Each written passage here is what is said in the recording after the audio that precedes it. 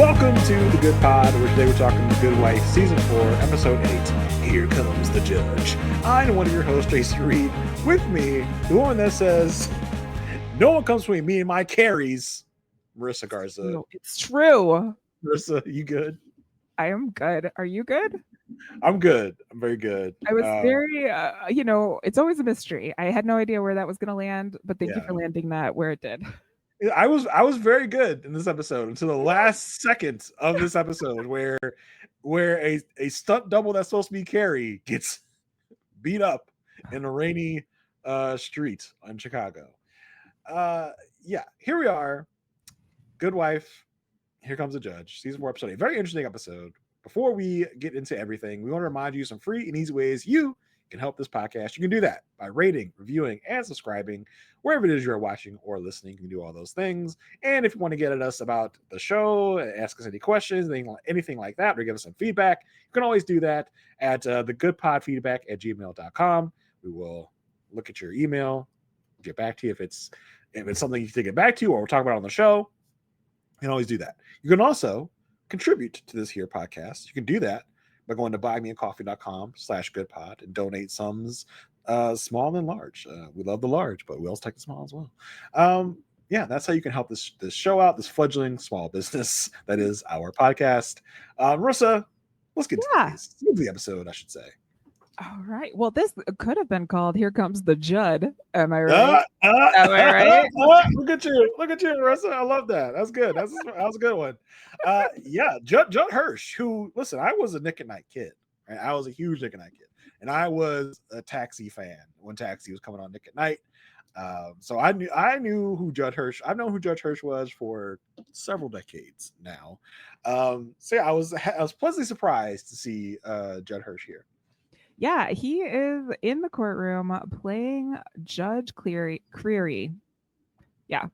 And the case before him is being tried by Will on one side. And then she gets her job. She's right in court. Captain Herringer. Laura is there. And they are, Will's defending a widow who's accused of arranging her husband's murder. And Detective Herringer is like objecting, or Will is objecting to everything that Herringer says. It's like not a detective, but you know. Oh, did I say detective? That's because we were talking about the other ones. Yeah. Counselor Herringer, Captain Herringer. Will is like objecting to every single thing that she says because this is her first case, and she's either making she's not thinking it all the way through, and Judge Creary even says, hey, this is a little hazing 101. Yeah, because Will's objecting to every single thing, being very nitpicky. I just relearned that phrase in our Elsbeth podcast, being very nitpicky about all of her things she's saying. So Will is really throwing his weight around. He's like, oh, I'm a really get her. Watch this, and I'm gonna object to everything she's saying. I'm gonna get her all flustered, which she does a good job at. And like you said, the judge sees this. He's like, oh, okay, yeah, I see what you're doing, Will. You're being a little shitty here I was about to do it too. To Detective Harrington, and being kind of poopy to her. And Laura, from her vantage point, gets one up on Will, starts doing the same thing back to him, which really gets him all hot and bothered. He'd be like, huh. Okay, all right, yeah. I think he likes it, and also finds it annoying at the same time. Oh, I thought he was all the way annoyed. Yeah, he was like, bro, this little rookie ASA gonna come in here and try and get one up on me, Will Gardner, me, Will, big league. Yeah, I love this. A perturbed Will is a fun Will whenever we see this moment with him, and when it's all over, he's like, we used to represent you. She's like, yeah, thanks, but I'm gonna kick your butt now. yeah. And he leaves the courtroom kind of not knowing where the case is, and apparently he's gonna go have a drink with Kalinda at the bar. And they have a little conversation about Kalinda being distracted, and of course, Kalinda's not going to say anything about the fact that she's in a toxic relationship with the man that I hate with all of my guts, even more than Peter. But so they're catching up. But at the bar, they see that Judge Creary is sitting behind him, behind them. So Will's like, I'm just gonna walk by. I'm just gonna go because I want to see where they're at. Like this case could basically clear our debt. So I would which if for a reminder, we were at $12 million last episode. Needs $60 million. And for whatever reason, apparently, this one case, like I love when shows do this. Like when they introduce the, what do they call it? A MacGuffin or a Deus Ex Machina that can the one thing that can solve all of our problems, everything. And it's in that moment I knew they would not win this case. No matter what happened, they were not winning this case and getting the money they needed. Right. But it's like, oh yeah, this could fix everything. I do want to talk about like Will's bemoaning of his situation to Kalinda. He's like, people talk about the underdog all the time. But what about the person that's supposed to win? That's supposed to do well? What about that pressure? I was like, wow. Well, he does admit to his own narcissism in this. He's like, I am not narcissistic that I need to talk like this. And I'm not, okay, here's the thing. The narcissism is not my favorite trait of Will's, but it is fun to poke fun at the narcissist. Like get under his ego. Like I like when he's flustered. I like when that happens. It's fun when it's so pronounced. Yes. When I think he even knows he's talking like crazy. Yes. Very much like I don't know if I shared on pod, but I am rewatching The West Wing right now. He's like very Josh Lyman in terms of how both characters operate. But yes, yeah. And he is like, I gotta win this, right? Like, so he's like, I'm just gonna walk by the judge's table, and he walks by the judge's table, and who's at the table?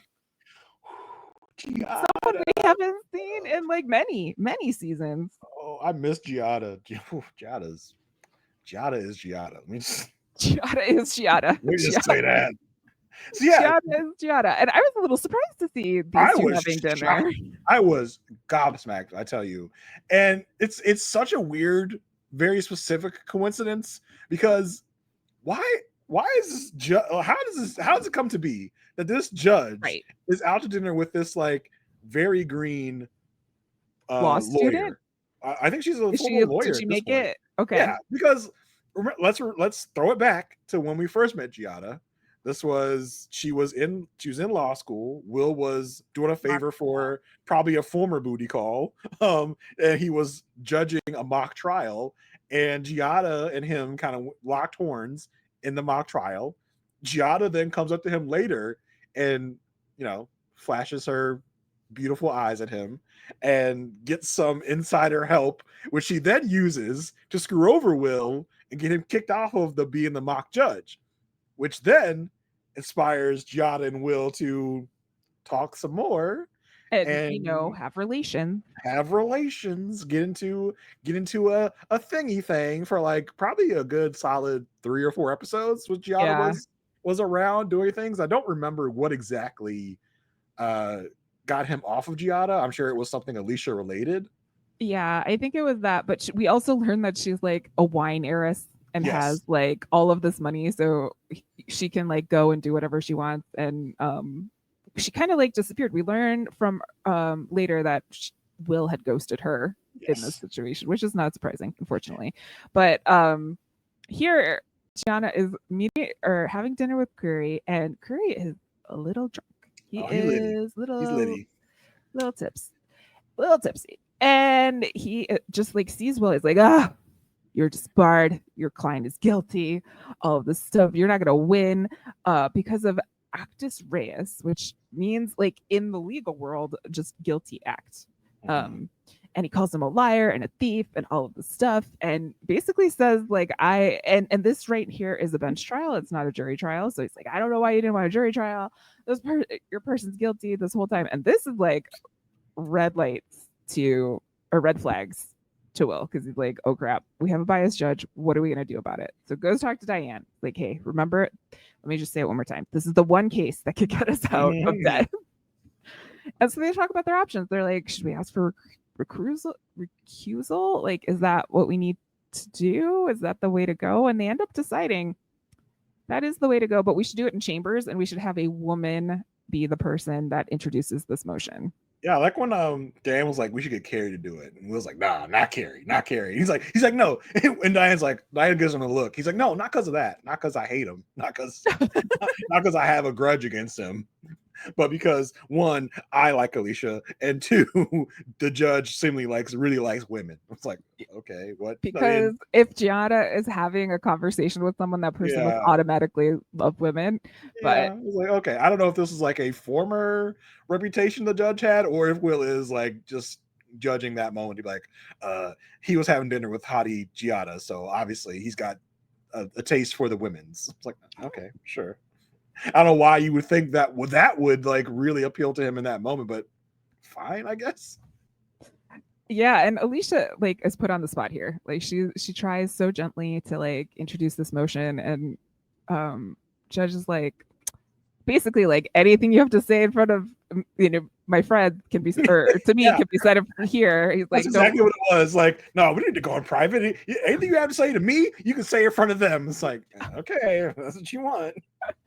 And Alicia, cites the comments that Will had told her what happened at the bar. The judge is like denying any bias. All of this stuff gets tossed out, declines the motion.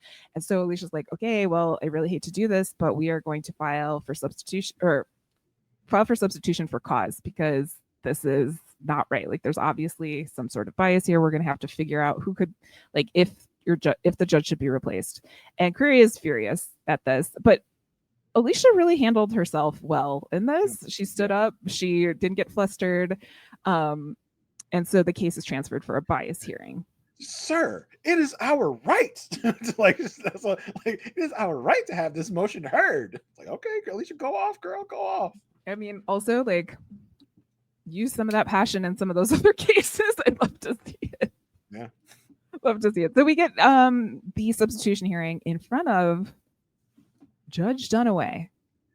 Which, to me, is weird. Very weird. Tell me why. Because Dunaway was one of the judges that was named in Will's grand jury appearance. That he might this judge might have been one of the people that were up to no good in this betting scandal, betting scheme, or whatever.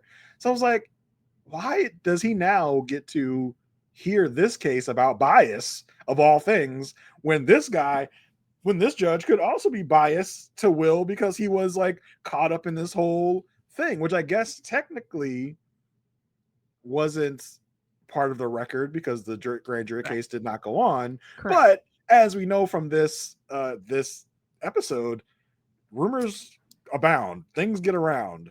So it's like, why was Dunaway allowed to hear this when he was part of this whole grand jury thing that we're referencing in this case? Well, and I think Will's like, all right, it's just, you know what I mean? Like, okay.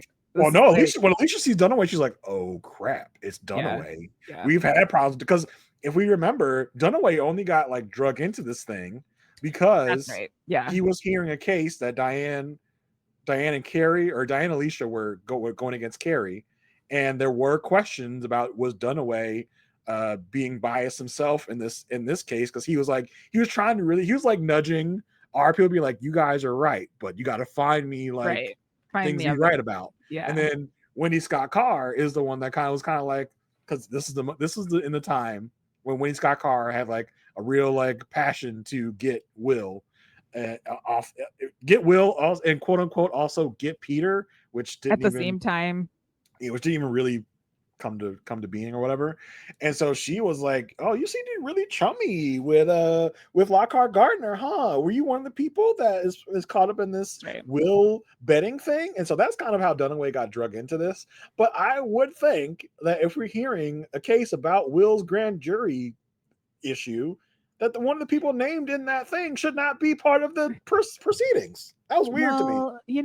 Resources are low. Okay, like there's only so many judges to go around. And it's weird that like it is weird. It wasn't even mentioned though. It was like wasn't even like any passing mention. But okay, cool. Dunaway's here. Dunaway's cool. I like Dunaway. He's also like very protective of judges. He's like, this is basically like, I can't believe I have to do this, but we're gonna do it, and we're gonna keep this. The only thing that we're gonna talk about in this courtroom is Creary's prejudice. it exists or not. We're not gonna talk about anything else. We're gonna keep it focused on that, because if we go anywhere else, there's a chance I could be pulled into it too. And so I'm gonna be staying on target here. And Dunaway's where you're like, I can't believe I have to do this because one of my brother judges, basically. Yeah. He's very, very passionate about his fellow judge being accused or something.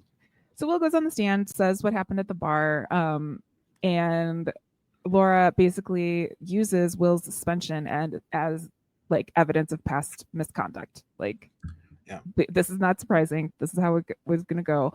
And in the courtroom is Judge Creary, and he passes the note to Laura and says, okay, put me on the stand. And he gets on the stand and he denies everything. It's like he wasn't even at the bar that was going on. And it was very convincing. It wasn't like he was trying to gaslight in the situation. It's like he literally didn't remember it.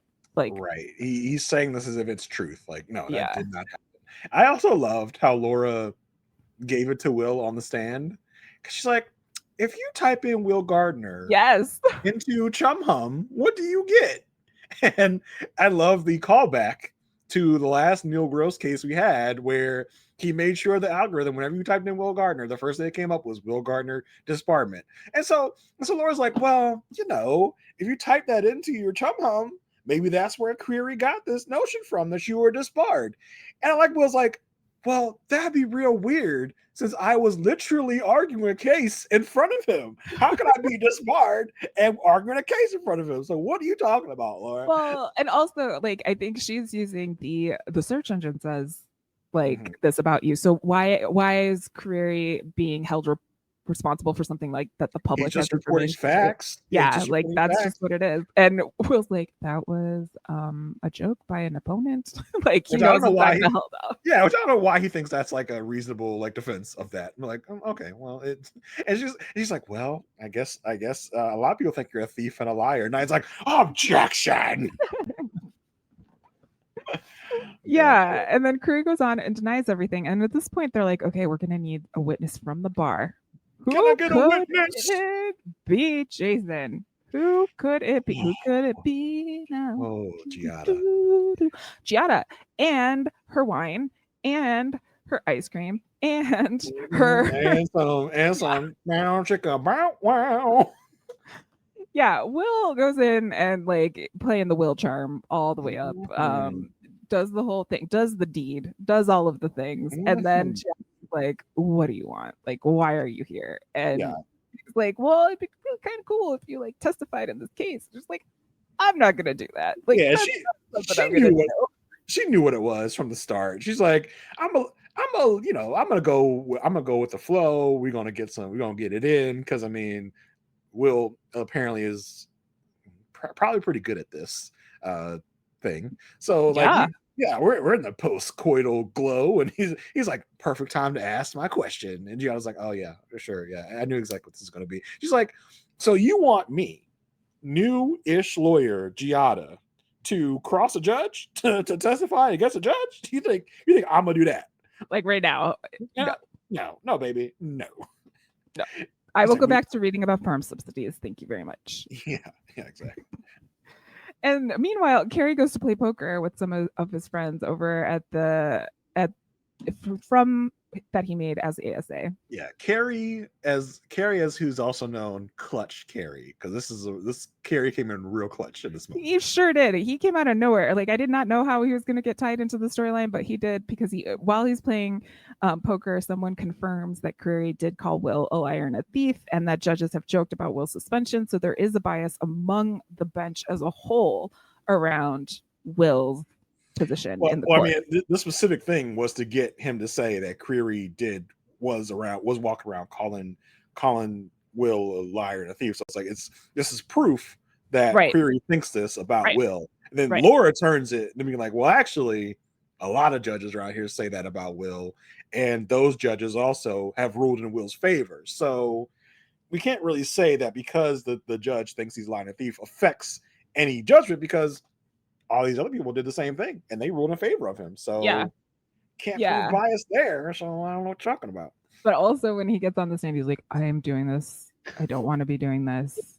I love that.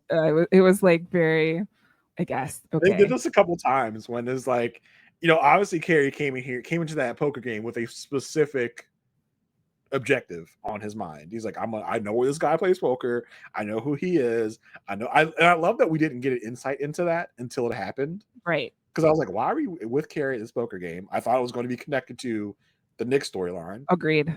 It was connected to the Will and Diane storyline, or Will and Alicia storyline, whatever.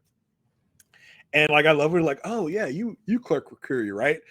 Smash cut to Boom. the clerk on the stand. I was like, and they did it a couple times. I was like, that was a really ingenious moment to be like, this jovial guy talking to his friend Cary, and all of a sudden, like, I don't want to be here. Like, I'm doing this under duress. Like, I thought I was talking to a friend, but I am here. Do you clerk for the judge that is sitting in front of you in the audience? Yes, I do. So yeah, Laura kind of nixes this whole thing, but it was a person. He came in clutch. She got somebody on the stand for Will in this case. And there's also conversation around like a change in Judge Creary when his wife left him. And apparently he had struggled with drinking. And so Alicia says, can you look into this? And Clint is like, sure, I'll go to an AA meeting. We get another sort of jump cut, smash cut here, because she goes and talks to someone at the AA meeting saying like, hey, is Judge Creary here yet? She's like, oh, she's usually here. Boom. Hey, do you go to the same meetings as someone as Judge Creary? And I mean, I'm glad they addressed this in the court, because I was like, this is Alcoholics Anonymous. Like, first of all, you're outing this woman as an alcoholic by saying if she says she goes to these meetings, and then you're also outing the judge. But it is cleared up that AA is not covered by any sort of privilege of any sort. So these questions must be answered. Yeah, I love turns out. It's like,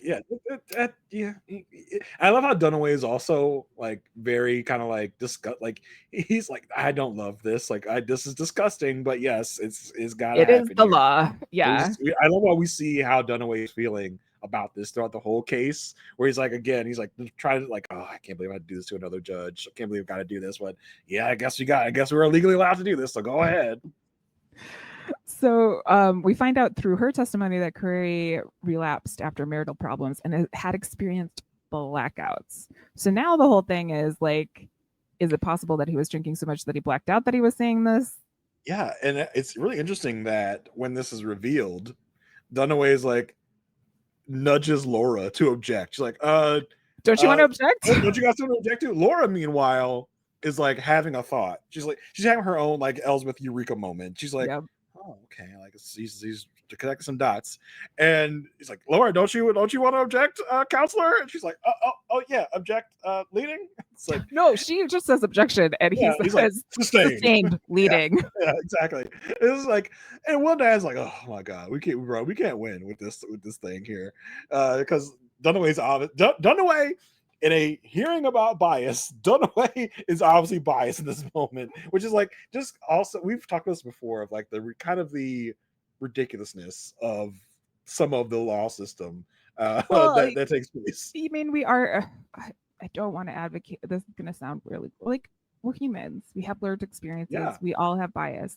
I am not advocating for a system that is not human, because if you watch Andor, that did happen, and that was bad. But AKA no buebue. No buebue. Yeah, exactly. It would be no buebue.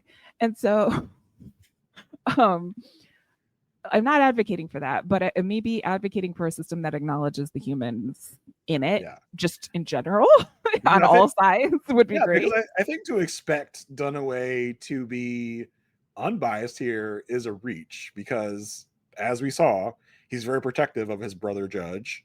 Yeah. And I don't think there is I mean, he does end up doing the right thing at the end, but because there's kind of like evidence of that. But I don't think we can expect everyone to be as upright as Dunaway is and to do the right thing in all cases. And he does he's like, I don't have clear proof here of anything. So because of that, we got to reassign the case. Like, he doubts the memory of Creary's situation, even though Creary is denying that he was there. He's like, I can't trust that because of your blackout history. So we're going to reassign the case. And after that ruling, Laura comes up and goes, Yes, by the way, Actus Reus is actually like a cheating forum. So your client was on that and had a profile and everything. So you could take 25 years if you really like, if you want to. Yeah, so I think, you know, we didn't get, in true good wife fashion, we did not get the exact result of this, but I'm going to go ahead and assume that we did not win this case Yeah. to solve all of Solve our everything. problems. Yeah. Yeah, and that the client you know, the case sounded actually interesting. We kind of abandoned the actual case of it all. Like, did this woman hire Yeah. her lover to kill her husband? But I'm gonna go ahead and assume that she did do this, and she is going to go to jail, and our people are not going to get their money for winning whatever. I think, because I think what the thing was is, if we win this case, we get this woman's business who inherited all of her husband's riches from the Right. fact that he's dead, Right. and with her business, we'll get out of Solvent. We will be able to kick Clark Right. out. Even though I really think Clark should be their accountant, but yes. Yeah, so I'm assuming that didn't work out, and she's going to jail for 25 years. Yeah. So that was the case of the week. We also had some other things going on. Unfortunately, we gone so long without talking about the kids. no, we're not talking about them yet. We're going to postpone it just a little bit. We're going to talk about the Kalinda / Nick of it all. Just going to sandwich this in here because I just want to get it over with, basically. But Nick is in the office again. Like, apparently this is like the world's longest contract situation that has ever been done. And so he's sitting in the office and he's noticing that Cary and Kalinda have like rapport. And he does not like this. So he sits down with Cary and basically makes a line of questioning saying like, oh, do you wear a Calvin Klein suit? Oh, are you gay? And Cary's response to this was perfect. I loved it. He was like, what are you doing? What are you talking about? Like, because, you know, I think Nick is like weirdly like envious of Cary. Like, oh, you wearing this suit that's attracting Kalinda. Like, she never smiles at me. She never like waves to me. Yeah, he sees him like smiling away. He's like, "Why is she smiling away at you? Is it your suit? What kind of suit are you wearing?" He's like, Cary has to look. Cary's like, I don't know. Looks like it's a Calvin Klein. He's like, you don't wear that on the weekend, do you? And he's like, no. Like, it's like, I just want people thinking you're gay. You know what I mean? Do people think you're gay for wearing that type of stuff? It's like, Cary is just like flabbergasted. He's like, I think you should leave, like, because I'm very like uncomfortable. Maybe wait until we have Alicia here, so I have another adult present. I don't know. Like, I feel like I need protection from you, my guy. And so, yeah, I love when Nick leaves and Cary sits down. He's like, "What the hell just happened? Like, what was that?" I don't even know what happened.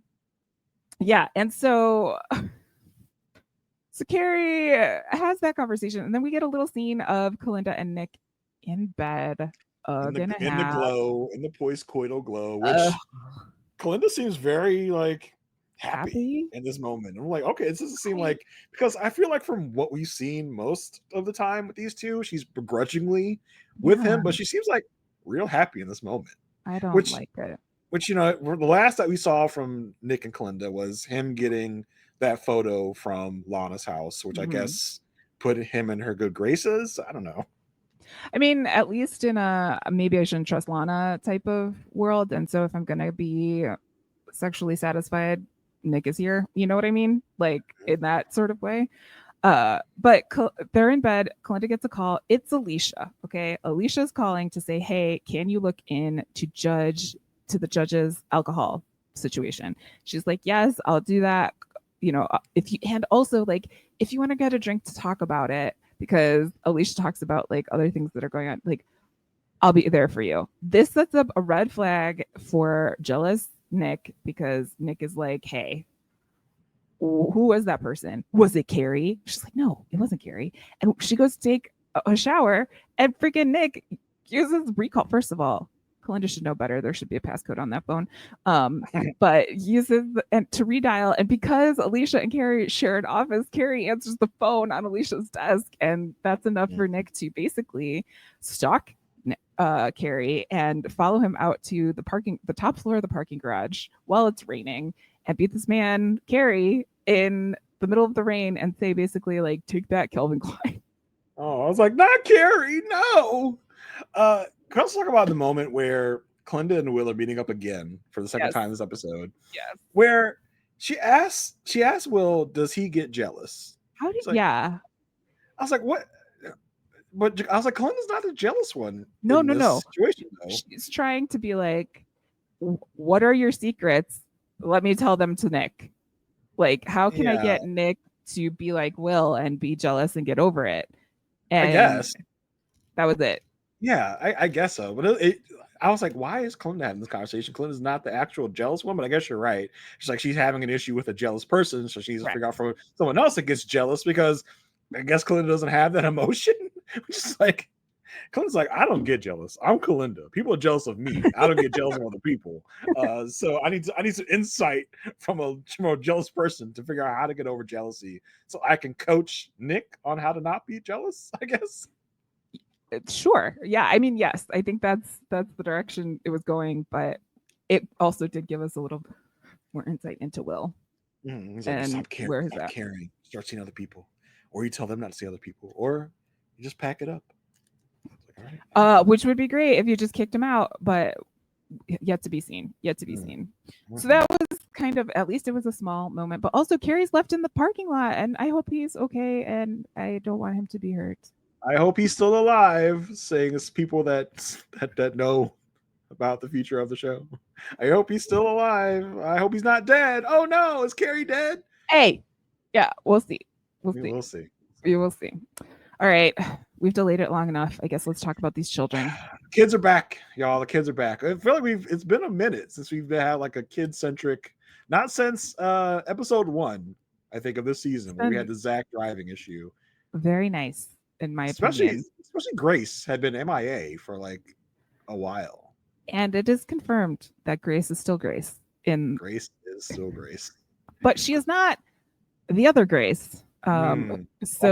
There's luckily. There's a student by the name of Grace dies by suicide at Grace Florrick's school. And it was a pill overdose. Everyone's kind of like dealing with this. Alicia gets a call from the school. I don't even know if she listened to the whole message or whatever. And then she just calls Grace and is like, hey, what's going on? And apparently students are wearing yellow bracelets to remind everyone of the Grace who died. And there's a bunch of rumors going around. Was it a breakup? Was it an abortion? And they all seem sort of stemmed around this kid, Connor. And I liked how a lot of this was handled, including the call to Alicia, where she's like, I don't even know this. I know something's wrong. Let me call Grace. And then the kids at school basically spreading rumors and gossip about what actually happened. And there's like 1,000 different stories going on about what actually happened, which is very real. Yes. And Connor is for you elder millennials out there, the Jordan Catalano character of Grace's World. If you are not familiar with Jordan Catalano, I highly recommend watching My So-Called Life on Disney Plus and or Hulu. It is only a 1-season show.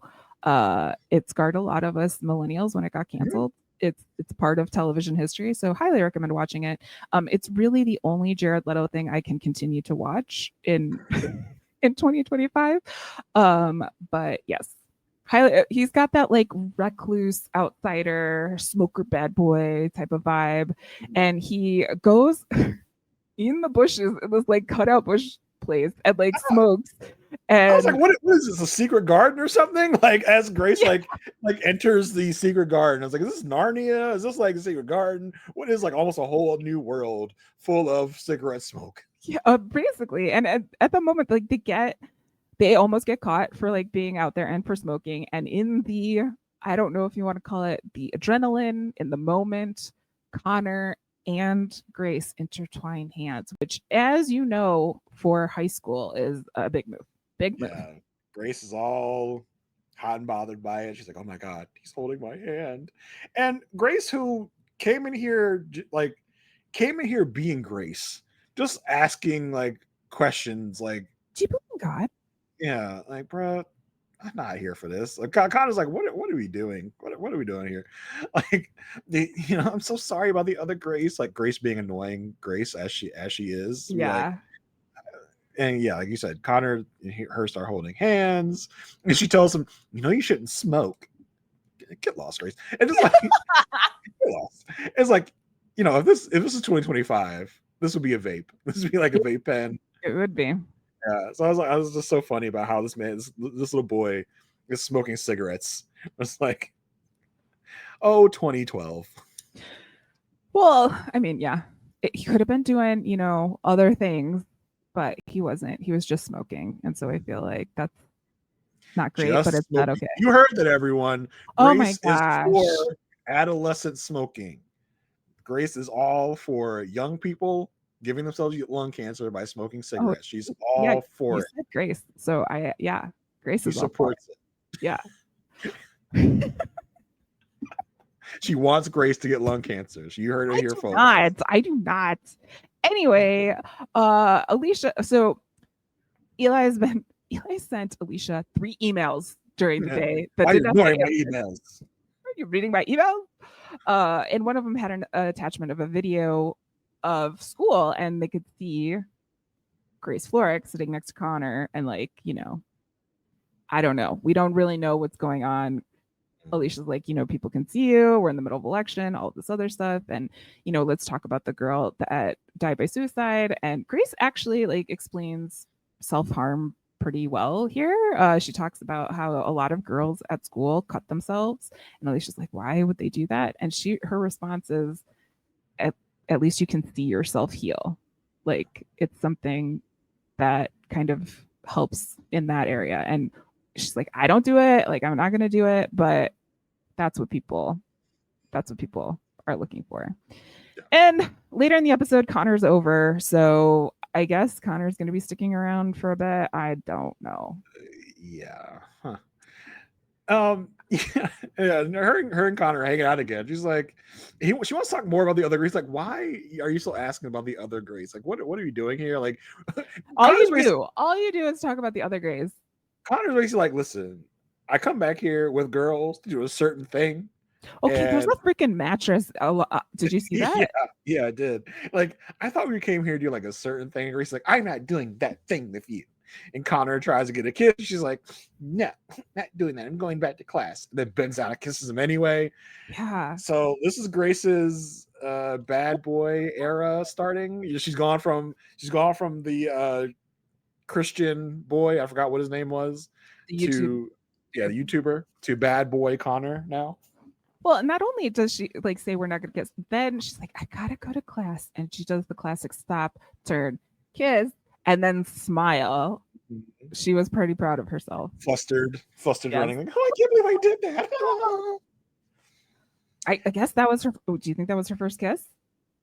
Good question. As far as we know, maybe. No, yeah, probably. Yeah. But yeah, and as you said, as Eli is at the Florrick household talking to Zach about what Zach got going on. Oh well, yes. So can I set that up a little bit? What's going on at the campaign is like, IT is doing great. IT numbers are fantastic. Really need to. I don't know what the IT numbers would be. Yeah, I have no idea how that would be measured. But okay, fine. The IT department is on top of the world. It's bringing in money. It's like it's helping. Like IT is bringing in so much money. I was like, how does that work? They're like, don't worry about it, Jason. This doesn't need explanation. Just go with it. We're pressure to IT. It's helping. Okay, just leave it at that. Like, we should give the head of IT like a promotion. Like, go like lean it. And she's like, so they do that, and the girl, she's like, I don't know, like not even that much older than Zach in real life or whatever. She's like, I need you guys to stay. Like, and Zach's like, I can't. I have to go home. I'll be back maybe tomorrow. And it's like, oh, that's where your IT numbers are coming from. That's why you're doing so, because the only computer genius in Chicago, in Zach. Chicago, in the state of Illinois, in the entire world, is Zach Florrick. Zach is racking up quite the resume. Zach is like, I helped fix computers at Will Gardner, and now I'm helping IT over at the Florrick campaign. This little boy is a computer genius because the IT is all hinging on teenager Zach Florrick. Okay, and there's a difference between IT and social media, right? Like everyone Yes, knows this. I Like think IT so. Yeah. is the setting up of software and hardware to make an organization run. Social media and web design is a totally different skill, totally different thing. And we have been shown that, you know, he knows how to like go around the internet, but it is not being presented to us that is what he's working on that could bring in the money. I The want only to know, way like, IT could bring in money is by like lowering expenses. I I want don't to know really know. what Zach is doing. Like, I would love an explanation of like, what is Zach exactly doing? And then I just feel like the show. If I was talking to the Kings, I'd be like, what is Zach doing? They're like, IT. Like, yeah, but what in IT is he doing? He's doing IT. We're just going to leave it at that. We're not going to He's explain anything doing else to you. it, you He's know? doing computers, Jason. Okay, Doing he's it doing in computers. IT, The the it reveal of part of this, IT. yeah, the reveal of this is actually really good because it's like Jake, we need you, Jake, and like we see the back of him. He turns around. It's like, oh crap, it's Zach. Well, because like, yeah, because the the supervisor lady brought Eli over and was like, "We need this guy. Like, he's telling me he can't work more. We need this guy." So Eli's like, "Okay, fine, I'll show him who's boss." And then like he gets up, turns around, and Eli's like, "Nope." Well, I mean, that was the reveal to Eli, but the reveal to us in the Oh scene yes, before was like, yes. oh my god, it's Zach. And then when the reveal to Eli happens, he's like, oh god, here we go. Like, no, get him. And so I'm like, okay. You are in this packed office. There are like He doesn't know. dozens of people here. With his eyes, No he one cannot see them.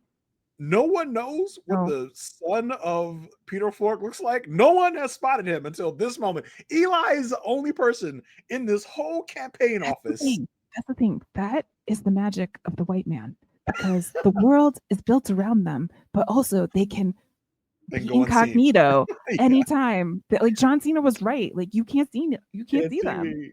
Yeah, exactly. So yeah, I don't know how no one was like because he has come in and worked with on the campaign Yeah. before.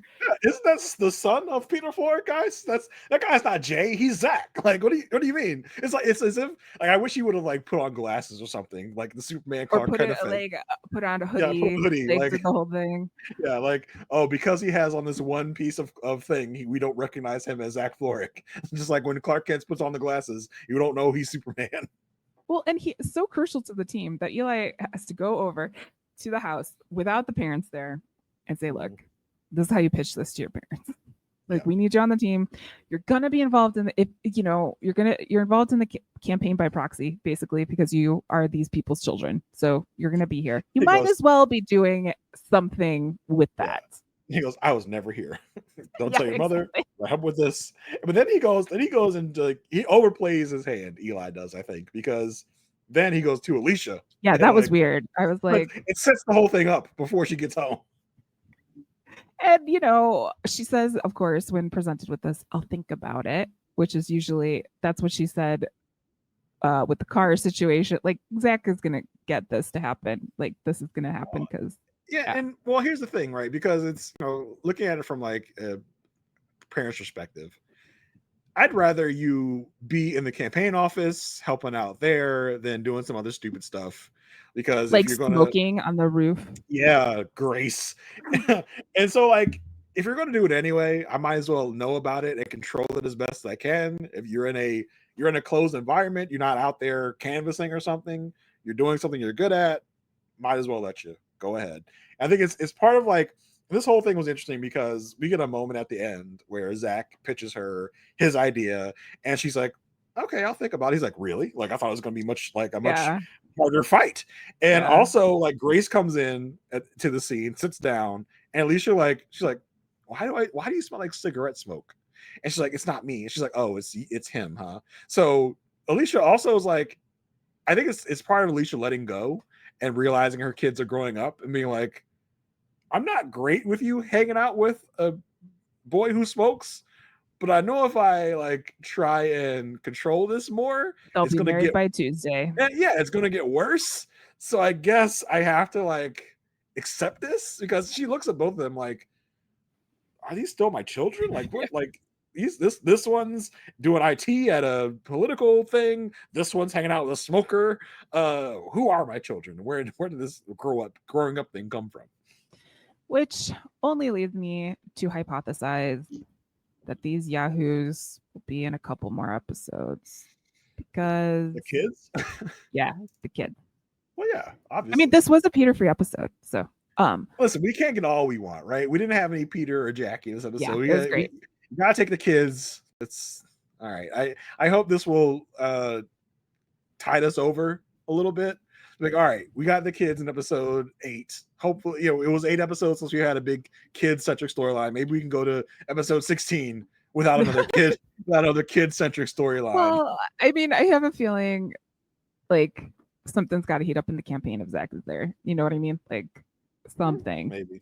So, or he just disappears into the IT bullpen and he's fine and we don't need to hear anything else about it. I mean, that would be great. Like, take me to that timeline, but I don't know where or how that will go. But yeah, that was basically. Did I leave anything out? Is there anything else you want to touch on? Oh, I think we got it. I'm worried about our boy Cary. He's getting his ass handed to him, or he's lying in the rain. Like, where? Yeah, or the stunt double that is Cary. I was like, you guys realize that we can all see that's not Cary, right? I know we'll put it in the rain and we'll do weird lighting so that no one knows that that's not Cary. But then we'll say the line Calvin Klein, so you know that it is. Because literally, Marissa, I was watching this and I was like, "Who is this? And why are they getting beat up?" I was not understanding. So the guy said, "Did I mess up your Calvin Klein suit?" I was like, "Oh, that's supposed to be Cary." Okay.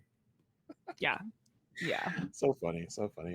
Okay. Marissa, we were at the end of the episode. Do you want to tell the good folks where they can find you and all you're up to? You can find me at itsmemarissag.com with links to all of the other podcasts I'm on. I, of course, am always talking here with you, Jason, about The Good Wife and Elspeth. You can also find me on the Whirlwind Podcast Network talking about Pretty Little Liars, one previously on At the Time. And my sister and I are somewhere in space on the USS Sisterhood watching Star Trek The Next Generation. Other than that, that's pretty much it on the podcast front for me. Jason, where can people find you? You can find me talking about reality TV nonsense right now. Ooh. Me and Asia Welch are talking about the show Married at First Sight. It is in its 19th season. It's in a new streaming home over at Peacock. Come check us out. The season's about halfway done. We just released our episodes 11 through 12 recap, which is the most recent drop. We have one more drop left in the season, and then we're done with Married at First Sight for the season.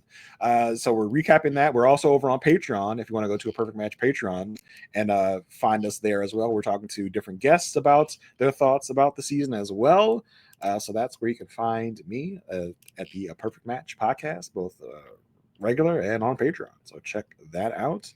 And that's it for me. That's it from Marissa. Also check out our Elspeth coverage, where the term "no boy boy" was originated this week, which we will be now using in our lexicon. It'll make sense. It makes sense. Yeah, no boy equals no good. No bueno. Not good. No bueno. No bueno. No bueno is lengthened to no boy. Yeah, but like it's cutesy, right? Like it's cute. Yeah, it's cute. It's cutesy. Yeah, so the kids are going to pick it up because we originated it here. So spread that out into your everyday lives so that we can get no boy trending. And then when people go, just like people go, where did 6-7 come from? And no one knows. When people go to where did no boy come from? It will come back to here. Yes. It will originate from the Good Pod. No boy. Like millennials still have game. Like that's what I'm saying. Like we're still in it. We're still shaping the culture. Right. And so this is my experiment to see if no boy will infiltrate and get there. Let's go. Let's do it. No boy. And until next episode, stay good.